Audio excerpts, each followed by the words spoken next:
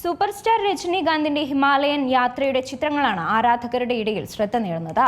വലിയ തിരക്കുകൾക്കിടയിലും ഇടവേളയെടുത്ത് ആത്മീയ യാത്രയ്ക്ക് സമയം കണ്ടെത്തുന്ന താരമാണ് രജനി.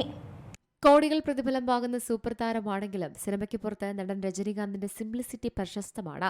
മേക്കപ്പോ വിഗോ ഇല്ലാതെ പൊതുവേദികളിൽ പ്രത്യക്ഷപ്പെടാനും രജനീകാന്തിന് മടിയില്ല.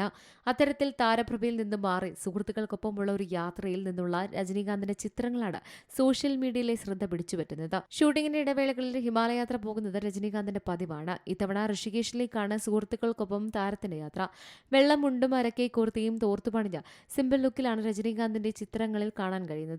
റോഡരികിൽ നിന്ന് പാളപാത്രത്തിൽ നിന്ന് ഭക്ഷണം കഴിക്കുന്നതും കാണാം. ശനിയാഴ്ച ഋഷികേശിലെ സ്വാമി ദയാനന്ദ ആശ്രമത്തിൽ രജനീകാന്ത് സന്ദർശനം നടത്തിയിരുന്നു. അവിടെ നിന്നുള്ള ചിത്രങ്ങളും സോഷ്യൽ മീഡിയയിൽ പങ്കുവച്ചിട്ടുണ്ട്. ഗംഗാതീരത്ത് ധ്യാനിക്കാനും ഗംഗാ ആരതിയിൽ പങ്കെടുക്കാനും അദ്ദേഹം സമയം കണ്ടെത്തി. നിരവധി പേരാണ് താരത്തിന്റെ എളിമയെ പ്രശംസിച്ച് കമന്റ് ചെയ്തിരിക്കുന്നത്. അതേസമയം ലോകേഷ് കനകരാജ് സംവിധാനം ചെയ്ത കൂലിയാണ് രജനീകാന്തിന്റെ ഒടുവിൽ പുറത്തിറങ്ങിയ ചിത്രം. ചിത്രത്തിന് സമ്മിശ്ര പ്രതികരണമാണ് തിയേറ്ററിൽ നിന്ന് ലഭിച്ചത്.